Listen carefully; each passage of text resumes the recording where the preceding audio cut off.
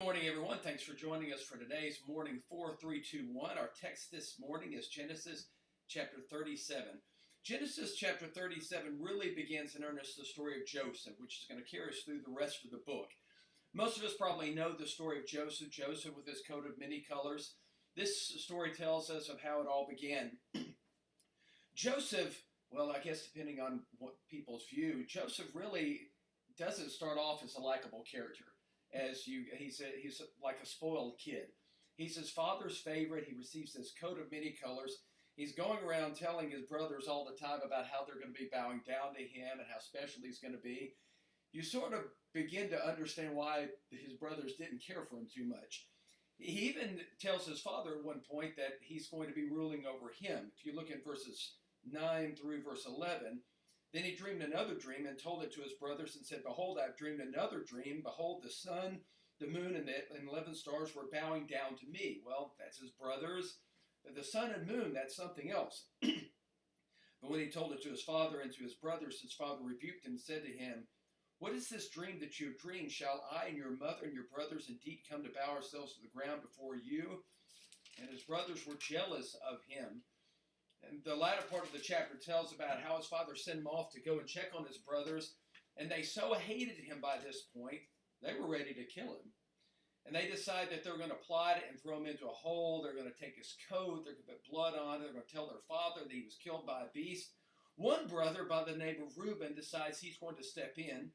He's going to keep this from happening. He's going to let the plot carry itself out. But then he's going to step in and rescue his brother.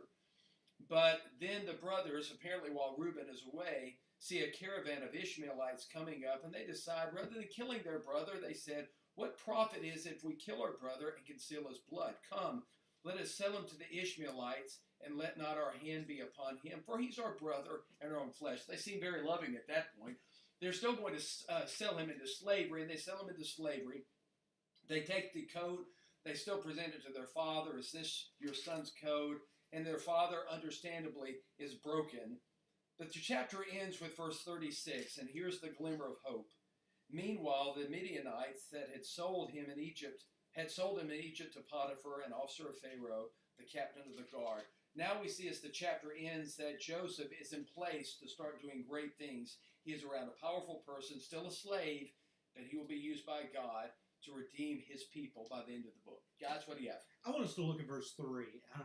It's just a troubling statement. It says that Jacob or Israel loved Joseph more than all his sons. The dysfunction that he experienced as a child is repeated in his own household. And I think that ought to be a warning to us. Be careful how we treat our children. We can very well repeat the mistakes of our parents or grandparents. But really what I want us to focus on is verse 4. It says his brother saw.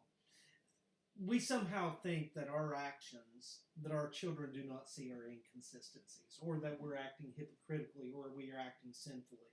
We need to be aware that our children do see our actions and are aware of it, and it has a great deal of impact on our behavior. So much so here, it caused his brothers to grow in hatred for Joseph and even want to kill him. So just be a warning for us as parents, and especially as fathers. Yeah. And I wanted to think about a phrase that said at the very end of verse 20, Joseph's told these dreams to his brothers, now they hate him, now they're angry with him, and they concoct this plan. At the very end of verse 20 it says, "Then let us see what will become of his dreams." Ultimately what they're doing here is they're fighting against God. God's plans. God's going to use this, as we know from the rest of the story, for his own purposes. The reality is they can't win this fight. No one can win a fight against God, and that's a good lesson for us as well. Anytime we try to rebel against God, we need to remember, ultimately, I can't win this fight. Amen. Thanks. Great applications, guys. You may have an application. Now, there's a lot in this chapter. You may have one that we didn't cover. I'm sure you do. If you'd like to, in the comments below on Facebook, write those down. We'll talk to you back and forth. Share some things with us that you've learned from the chapter. Hope you have a great weekend. God bless, and we'll see you again next Tuesday with a Minute with the Word. No, with 432. God bless.